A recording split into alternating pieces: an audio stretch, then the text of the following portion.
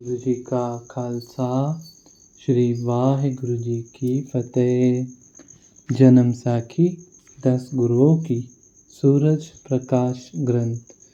साखी गुरु अर्जन देव जी की। भाई कल्याण। गुरु जी की महिमा सुनकर राजा भाई कल्याणी के साथ गुरु जी के दर्शन करने के लिए अमृतसर रामदासपुर आया। उस समय के दीवान में एक सिख दक्षिणा ओंकार का पाठ कर रहा था। जब राजा ने पाठ करते सिख से यह तुक सुनी कि लेख न मिटिए है सखी जो लिखिया करतार, तब राजा के मन में भ्रम उत्पन्न हो गया कि अगर परमेश्वर का लिखा हुआ लेख मिट ही नहीं सकता तो फिर गुरु जी के दर्शन करने का क्या लाभ है। मंडी के इस राजा का नाम हरिसेन था। जब दीवान की समाप्ति हुई तो इसने पूछा, महाराज इस तुक का लेख न मिटी है सखी जो लिखिया करतार, क्या मतलब है। अगर लिखा मिट नहीं सकता तो फिर आपके दर्शन करने का क्या लाभ है। गुरुजी ने कहा, तुझे इस बात का खुद ही 2-3 दिनों में पता चल जाएगा। गुरुजी का यह वचन सुनकर राजा अपने डेरे पर चला गया और जब वह रात को सोया तो उसने देखा कि उसने मर कर एक चंडाल के घर में जन्म लिया है। जवान होकर उसका विवाह हो गया, बच्चे पैदा हुए और वह गृहस्थी हो गया। समय के साथ उसकी मौत हो गई। इस स्वप्न वार्ता के उपरांत उसकी नींद खुल गई। वह अपने स्वप्न को याद करके बड़ा हैरान और व्याकुल हुआ।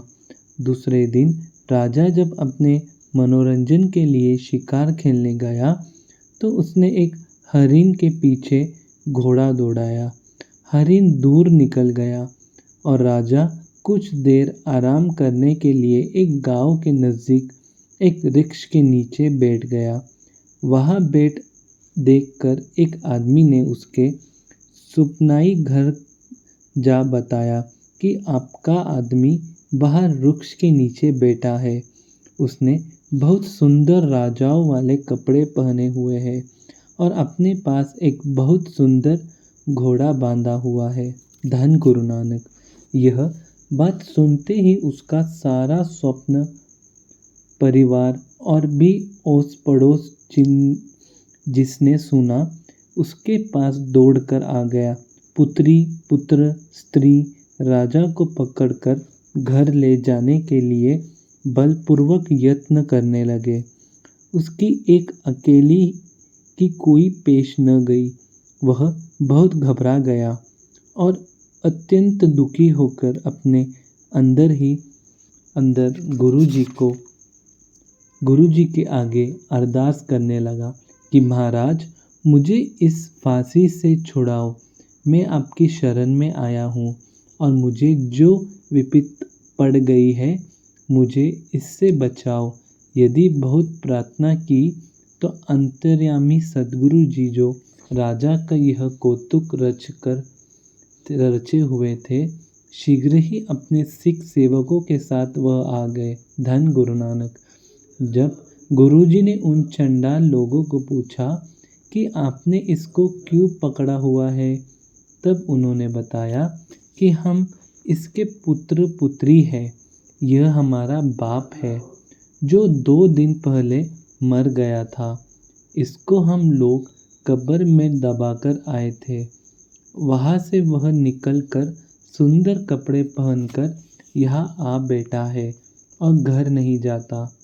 उनकी बात सुनकर गुरुजी ने कहा कि यह आपका बाप नहीं है, आप अपने बाप की कब्र खुदा कर देख लो। धन गुरु नानक। जब उन्होंने कब्र खोद कर देखा तो उसमें अपने मुर्दे बाप का लाश को वैसे का वैसा पड़ा हुआ देखा। उनको यकीन हो गया कि यह हमारा बाप नहीं है।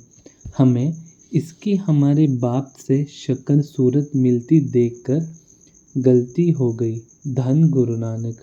इस प्रकार राजा को जब मुक्ति मिल गई तो डेरे आकर गुरुजी ने उसको कहा कि राजन, गुरुजी की शरण आने का यह लाभ हुआ है कि यहाँ मर कर तो तुमने चंडाल योनि भोगनी थी, वह स्वप्न में ही तुमने भोग ली है।